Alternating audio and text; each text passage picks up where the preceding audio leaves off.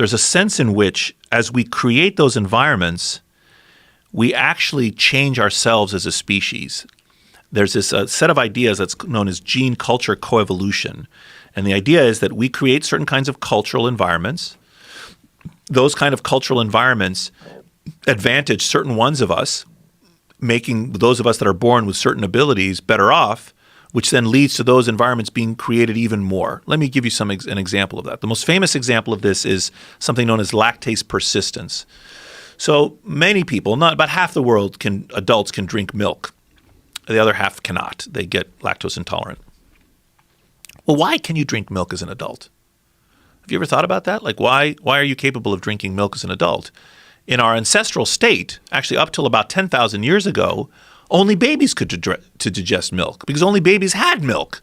Babies would suckle at their mother's breast and have milk, and then they'd be weaned, and then they would never drink milk again.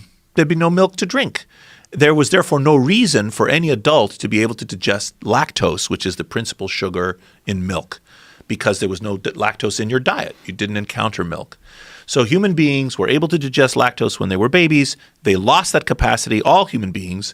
When they got to about 2 or 3 or 4 or 5 when they weaned, they no longer were able to digest milk. So the enzymes in their body were programmed, as it were, to only work when they were infants. Well, about between 3,000 and 9,000 years ago, in multiple places in Africa and in Europe, human beings suddenly domesticate animals. We domesticate milk-producing animals like cattle and sheep and goats and camels. And now all of a sudden there's a supply of milk around us.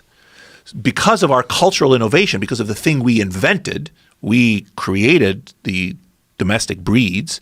Now we have milk. Now, therefore, those among us who are mutants, who were born with the ability to have our lactase, the enzyme that digests lactose, persist into adulthood. This is known as lactase persistence. Those of us who had that would have a survival advantage because we could have another source of calories that the rest of the people in our group couldn't consume. They couldn't drink milk like we could. And we had a source of unspoiled water during times of drought. We could drink milk. Everyone else had to drink this filthy water that they didn't have access to. So those among us who had these qualities could reproduce better, had a survival advantage. It turns out that this has happened several times. This has been well documented. The genetics of this has all been worked out several times in the last 3,000 to 9,000 years. Because of a human cultural product, we have evolved to be a slightly different genetically. And it doesn't stop with cows. I think that when we invent cities about over 5,000 years ago, we invent agriculture about 10,000 years ago. It's debated exactly when we invent cities, but between 5,000 and 10,000 years ago, we start having fixed settlements. Earlier, you and I were talking about population density and having to live with other people, which is not our ancestral state, not with other people. We always lived as a group, socially. I think that as we invent cities, people with different kinds of brains are better able to survive in cities. So now that we've invented cities, we're advantaging people with certain kinds of brains. And therefore, I think in 1,000 or 2,000 or 5,000 years, just like the milk example, there'll be different people as a result of something we humans manufactured that we made. And I could keep giving you examples of this. There's in the book, I have another example of they're called the Sea Nomads. They live in the Philippines. These are people who don't live on land. They live on houseboats that sail around the Pacific. For thousands of years, they've had this lifestyle. And they dive for their food. So they forage on the seabed. They are the world's best free divers. They spend hours per day underwater. They can hold their breath longer than anyone else. And they do it nothing except with weights and wooden goggles.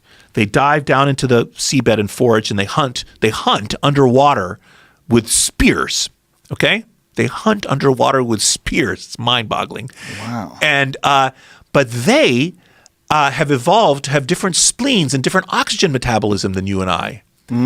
So those among them that could survive the dives fed their families, made more babies, and now we think this happened 2,000 years ago.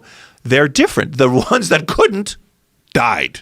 Right. So their invention of a seafaring way of life, their invention of a way of living at sea, the boat technology, the spear fishing technology, the invention of those technologies creates an environment, a cultural environment around them, which modifies natural selection and changes the kind of genes that those people have.